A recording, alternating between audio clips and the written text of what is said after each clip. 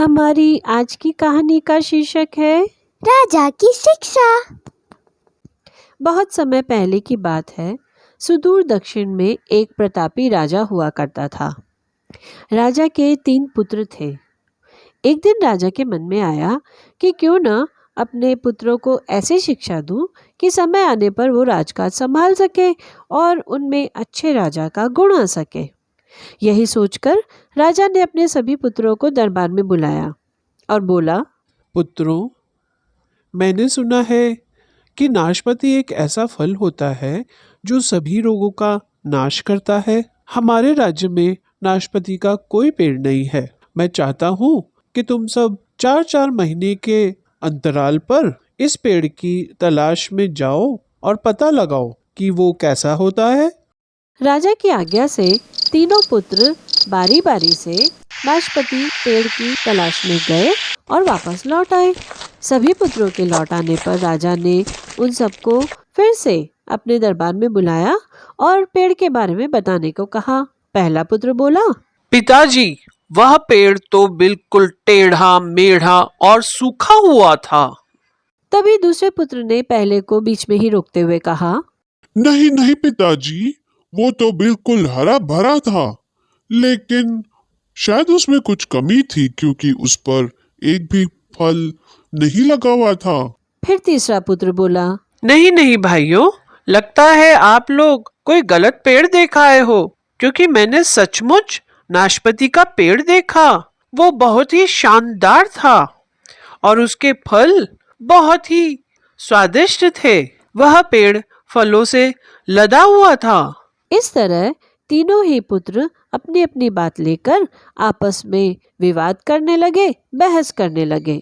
तभी राजा अपने सिंहासन से उठा और बोला, मेरे प्यारे पुत्रों, तुम्हें आपस में बहस करने की कोई आवश्यकता नहीं है।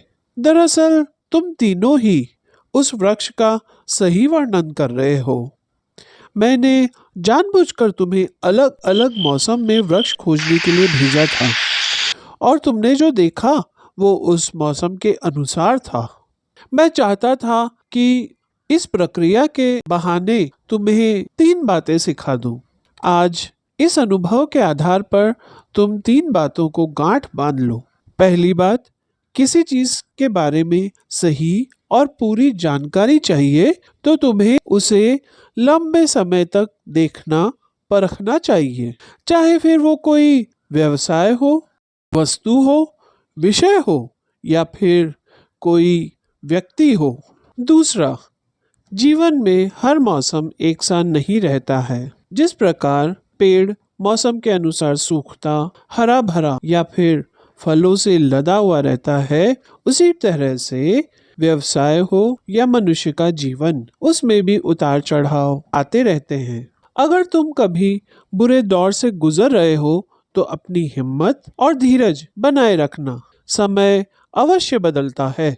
और तीसरी बात, अपनी ही बात को सही मानकर उस पर अड़े मत रहो। अपना दिमाग खोलो और दूसरे के विचारों को भी सुनो, जानो और समझने की कोशिश करो।